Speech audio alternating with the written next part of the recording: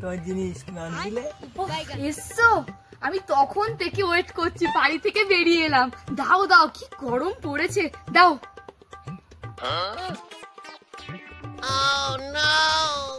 এই হাঁসটা তো কম কেন?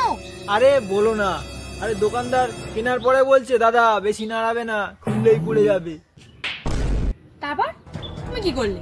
আরে আমিও কি বোকা নাকি, আমি বললাম যেটুকুনি পড়ে যাবে মনে হচ্ছে সেটুকু রেখে দাও তুমি।